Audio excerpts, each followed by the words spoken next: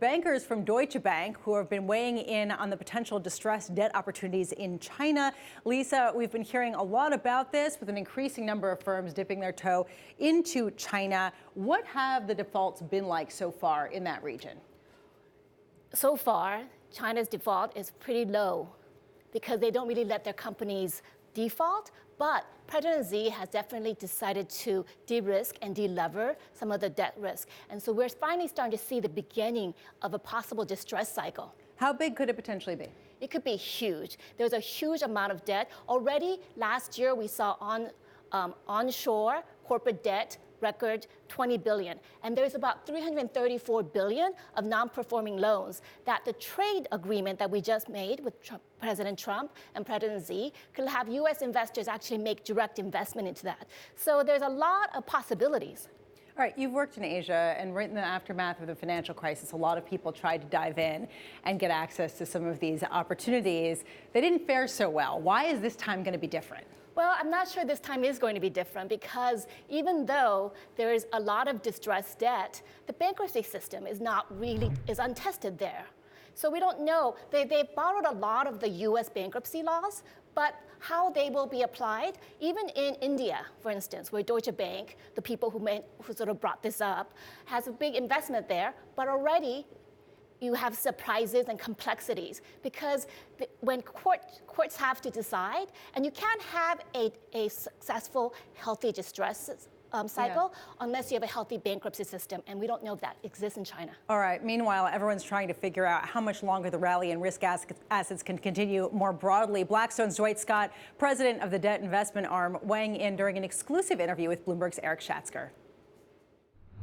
I don't think the things that drove last year can continue. It's a time, particularly in fixed income, to be a little more cautious. Catherine, what's the issue here? What are they looking at that potentially could be a sign of caution?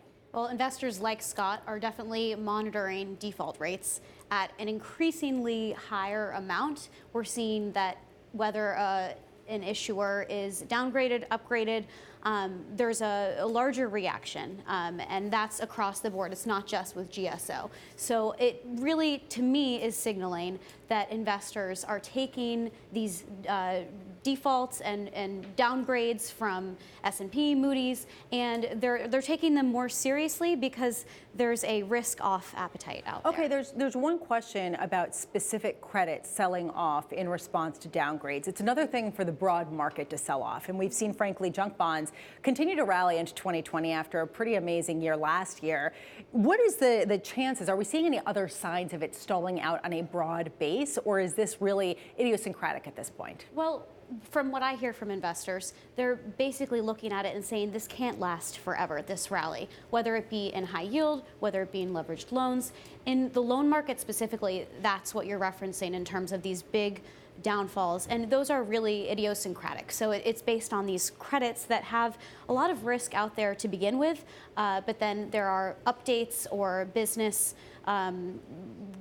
restructurings that really have an impact, and that's where we see these massive losses in the loans and sometimes also in the bonds. All right. Meanwhile, one cash-burning unicorn is looking to take advantage in the rally in risk assets by going public. Matt, do we have a sense of the timing for CASPER'S Sleep? If you have heard of it, you probably have because it is known for its mattress in a box. We don't have any timing details specifically. We basically know that the company at this point in its history is very unprofitable but growing pretty fast. So it'll be a good test of whether investors are up for that again. So it's a question because they have been burning through cash, and in some ways they are the first test of IPO markets since the WeWork debacle, when investors really pushed back. What is the potential risk here of them going, of trying to have an IPO right now? I mean, the potential risk is that, just like you said, investors, stemming from the bad taste from WeWork, and just really looking at this model of company. It's what you call a direct-to-consumer company. There's a lot of them out there. They've been growing pretty quickly, but kind of hit this plateau where they don't become major brands like multi-billion. They get around to $1 billion, and it's kind of like, where do you go from here? And if you look at CASPER'S financials, they're about $400 million in sales a year, but they've spent about $400 million in advertising just in the past 4 years to get there. It's a very competitive market. basically anyone with a website can become a mattress brand in this day and age. So it's like, how do you keep growing and how do you convince investors there is this path to profitability, assuming that investors are going to want to see something tangible that gets them to profits? Okay, given how much liquidity there is in alternative markets, private debt, private equity, why would Casper want to file for an IPO? Yeah, that was the big question, and we've been asking those questions, since they filed their S1. Is basically, why now? Their financials, while they're still growing fast, about 20% through the first 9 months of last year, they were growing 40% the previous 2 years, and they don't have a great story to tell on a path to profitability. It's basically, look, we're going to get into more categories, we're going to expand geography, but it's not something that a lot of investors looked at and said, oh yeah, that's an easy slam dunk, I see their path. So it is a big question mark. Are they pressured by investors?